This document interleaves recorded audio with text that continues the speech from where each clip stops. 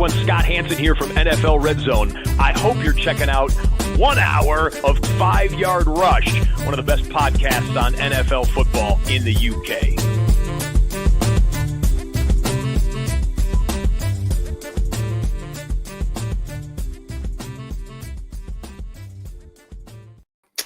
What's happening, Rush Nation? Good to be back and talk through the Fantasy Football Bible.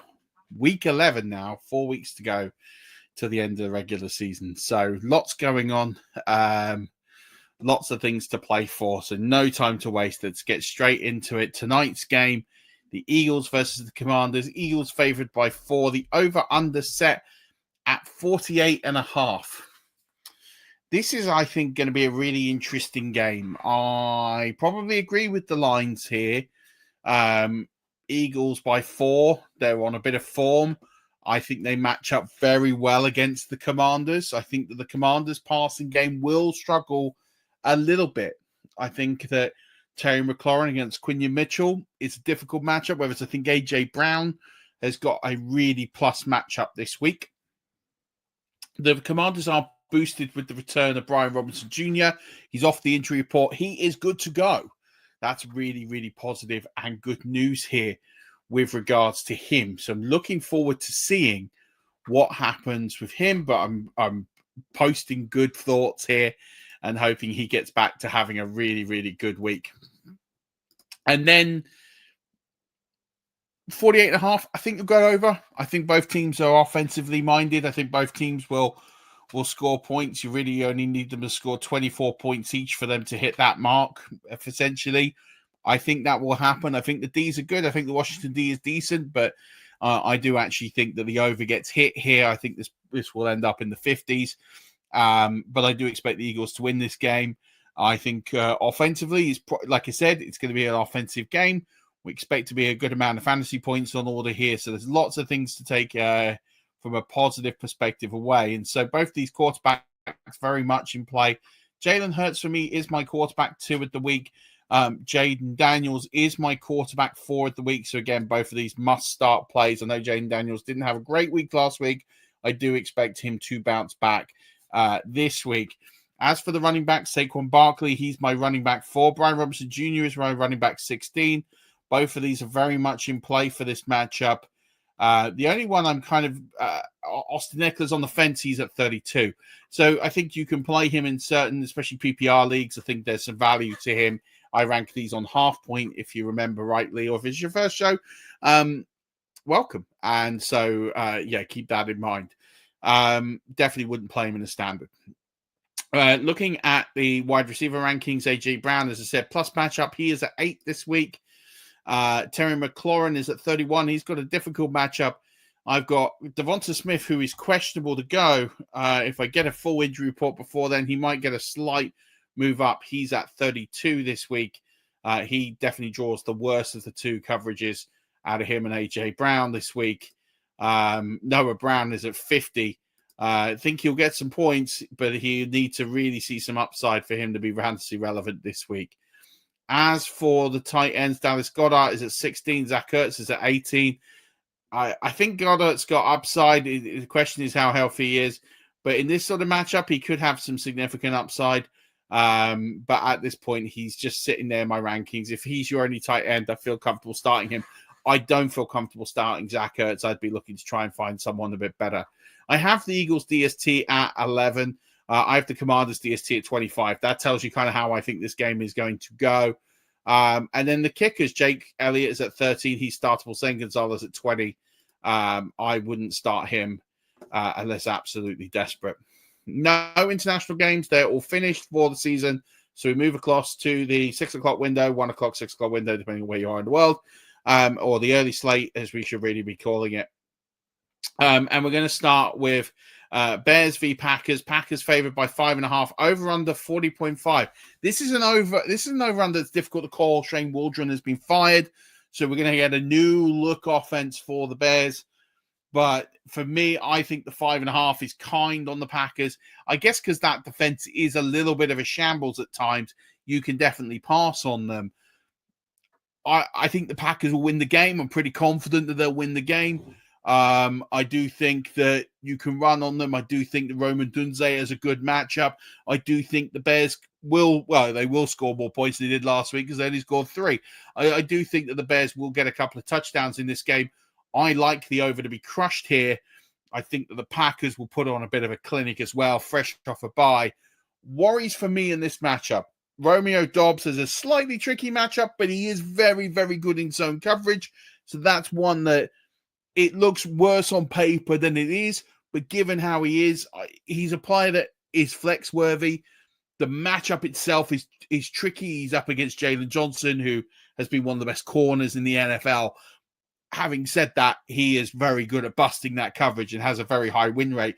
He actually, of wide receivers with over 75 routes run against zone, has got the second highest win rate. So it is impressive what he can do. So whereas for most on the surface, it's not a great matchup.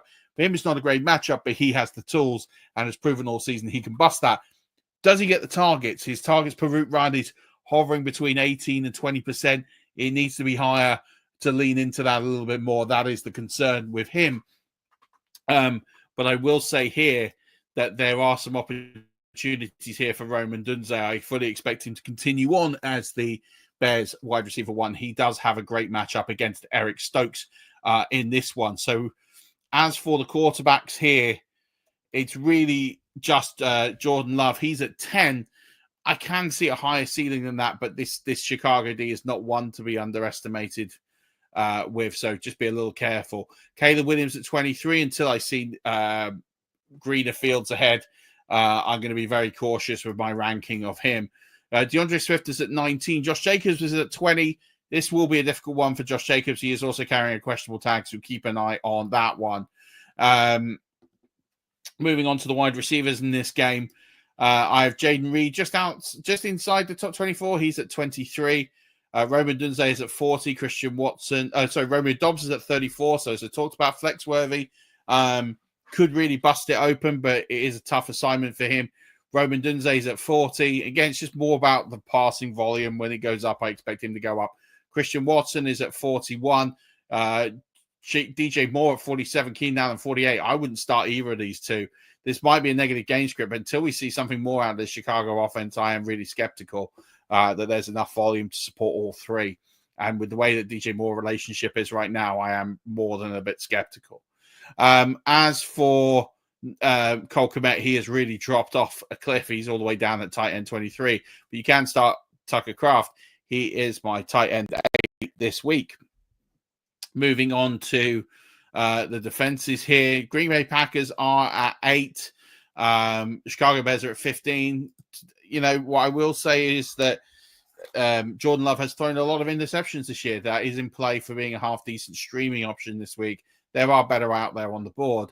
But if you need a one-off piece, it's not the worst. Or if you've been carrying the Bears because of their performance, you can start them. There is upside there. And then lastly, in the kicking game, Brandon McManus is at 14. Startable if you've got him. Cairo Santos is at 27 for me this week.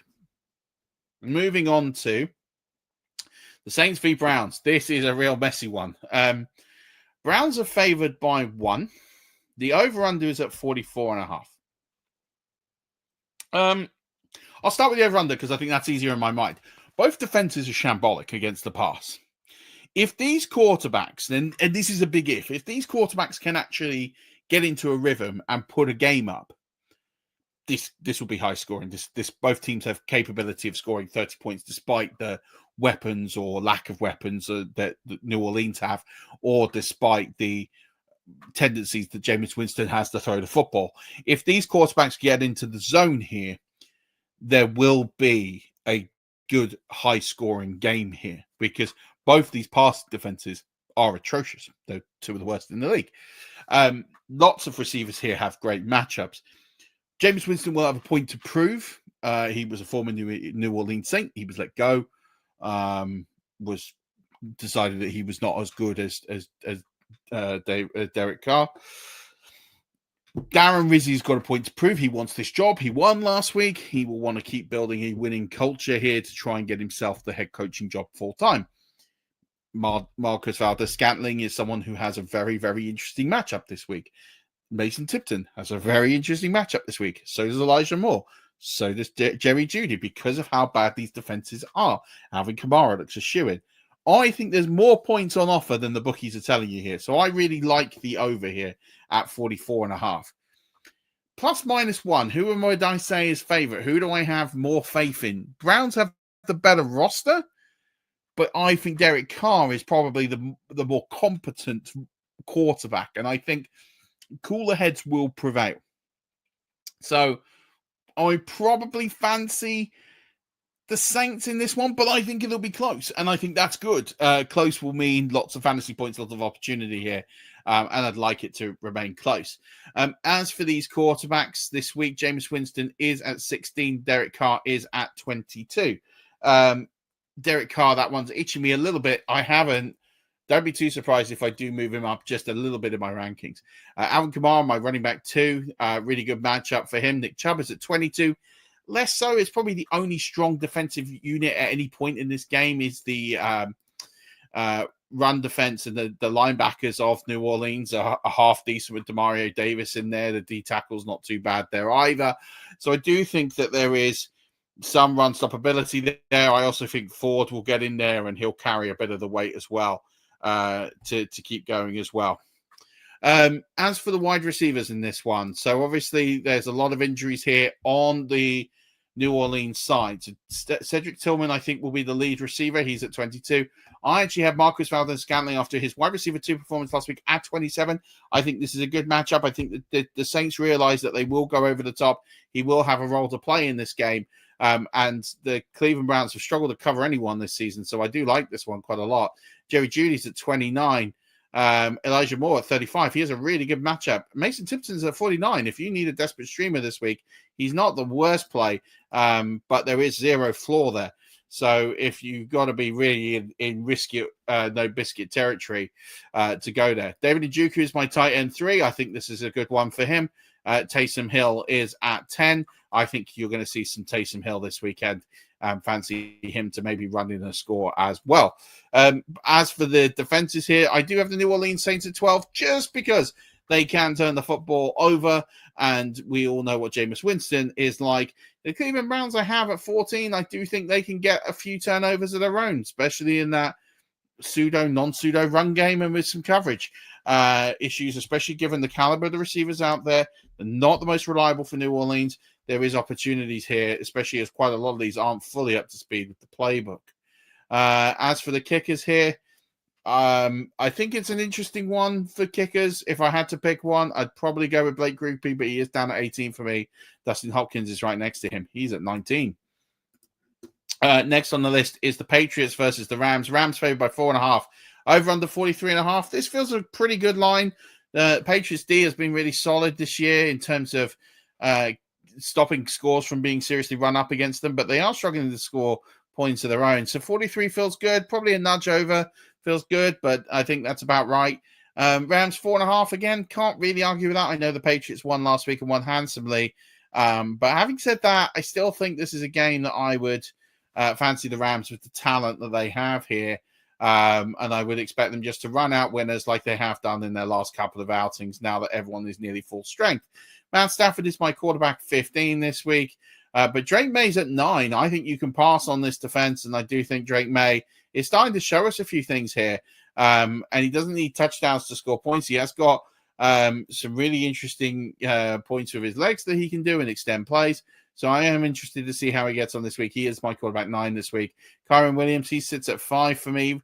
Ramondre Stevenson is my running back 21. Both of these are start options, but slightly lower on Pollard. On Stevenson, the fact that I do fancy Gibson to get a few touches, but not enough to be fantasy relevant. Puka Nacua, he's my wide receiver 7. Cooper Kupp, he's my wide receiver 10. Demario Douglas is my wide receiver 44. Kayshon Boutte, my wide receiver 45. Both of those in the flex range.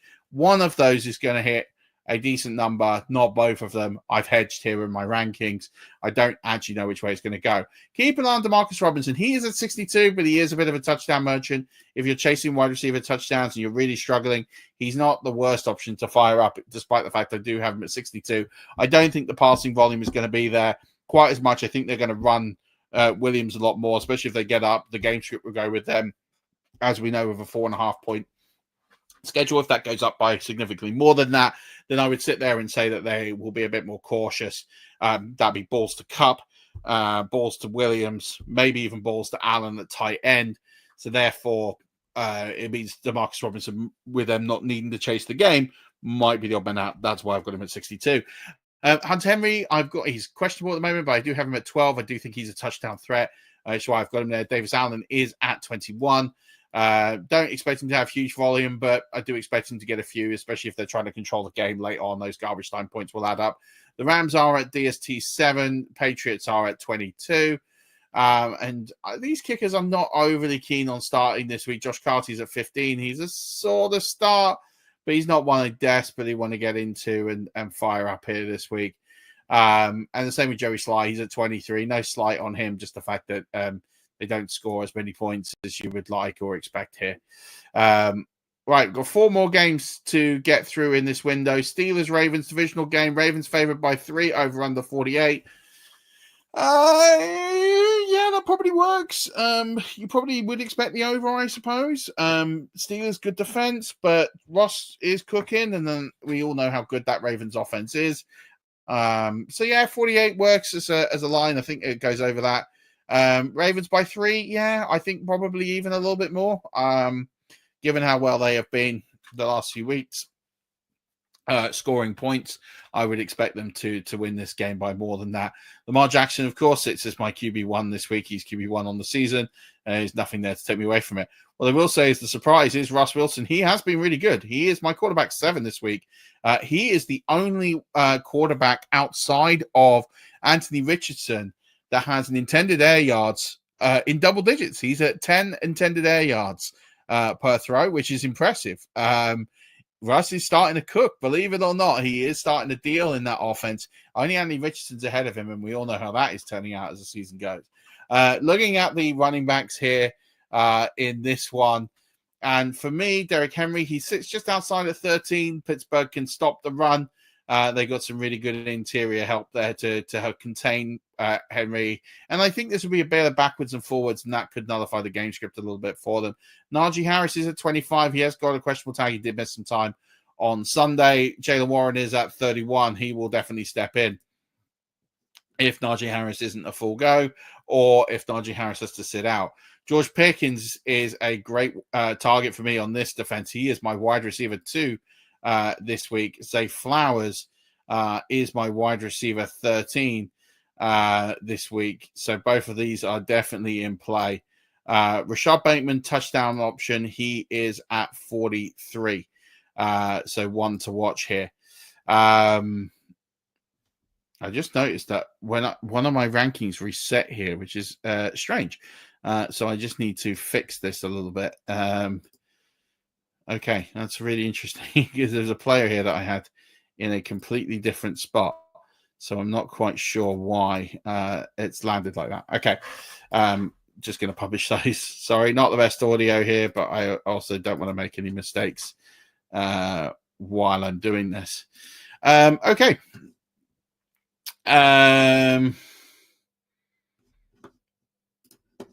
Going back to tight ends. Both tight ends are in play for this one. So I definitely think you can play both tight ends, both of them in my tight end 1 range. I think I've got them. Sorry, I get that wrong. Mark Andrews is a tight end 1. I'm not starting Pat Freiermuth this week. It's definitely not a play I feel comfortable with this week. But Mark Andrews, he sits nicely in my tight end rankings. I'm just updating them now.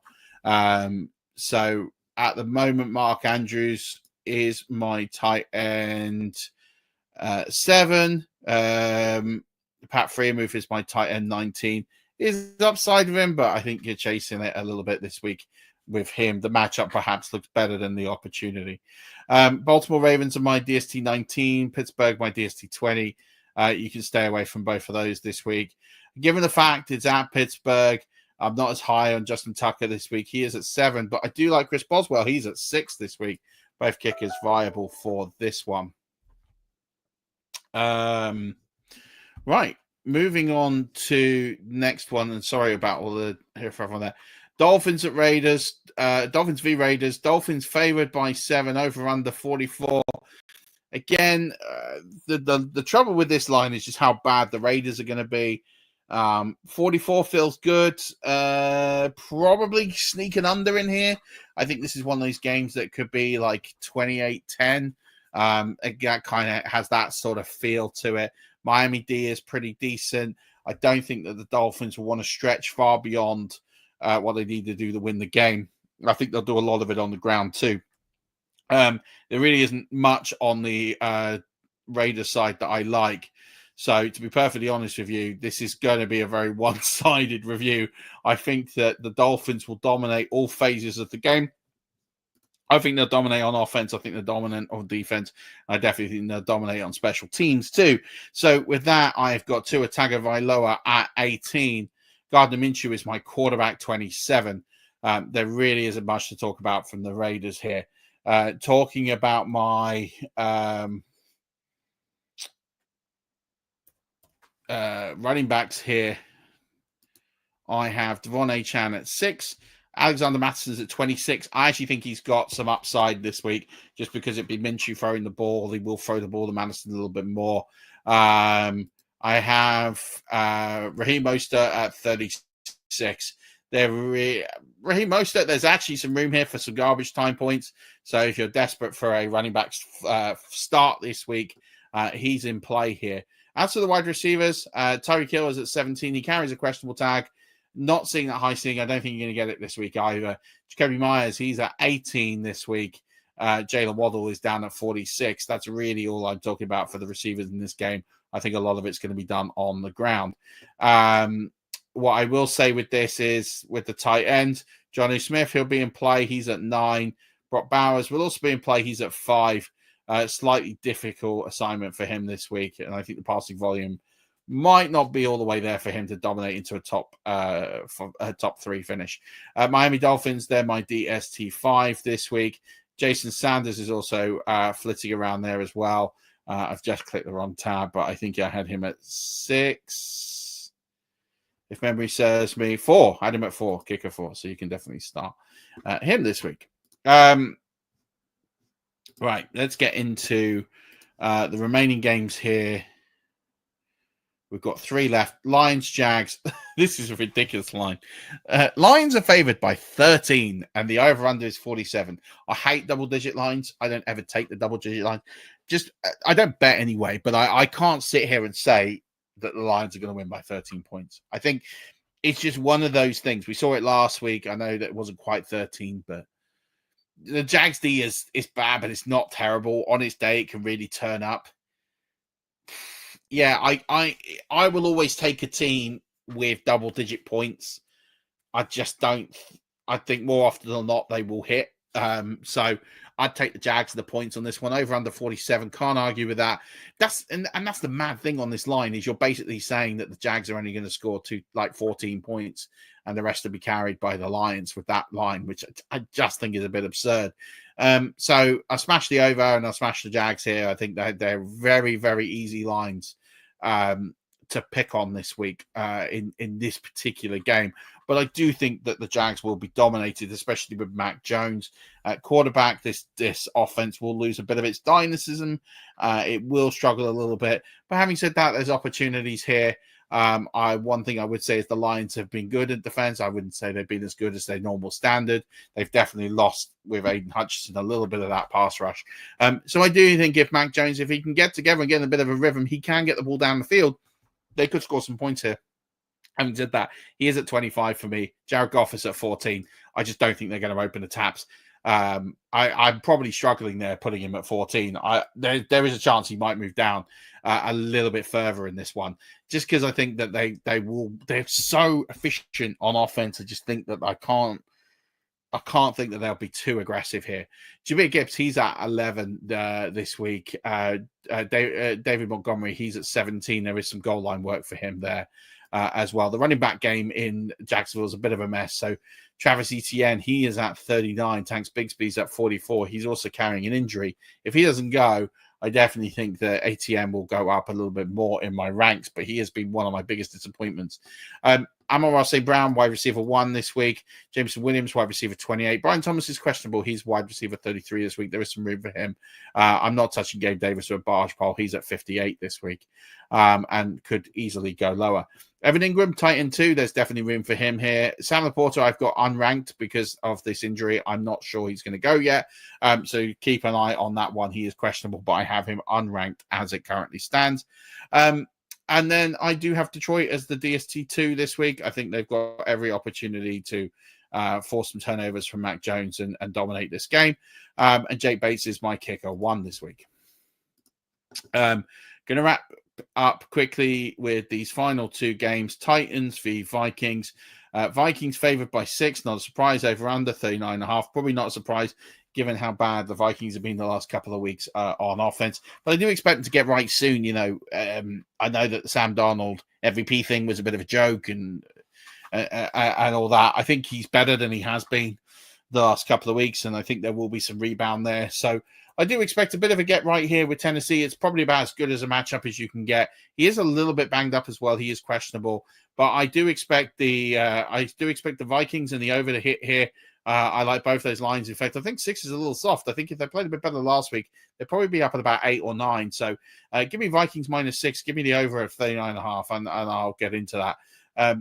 Darnold is at quarterback 19 this week. It does look like it's going to be Will Levis. He's down at 26 for me this week. Moving on to the running backs here. Aaron Jones, again, he's a little bit banged up. He's at 15. Tony Pollard is at 24. I just think the game script, they're going to abandon him, similar to what they did last week, and just basically abandon that game script altogether. Justin Jefferson, he is my wide receiver 3. Calvin Ridley, my wide receiver 19. There is upside there, as I talked about on my show. They're the only 2 wide receivers I want in this game. If you're desperate for one, I'd go with Westbrook-Ikhine, but he's down in the 60s. But there is an opportunity for him to be a touchdown boom play here. TJ Hawkinson still kind of coming back from injury, even though he's not on the injury report. He's at 15. Maybe we might see an improvement from him this week, but I'm not banking on it. But he's the only option here to worry about. Minnesota Vikings, they are my DST1. They've been the best defense in the league this season, and they certainly will be continuing that going forward.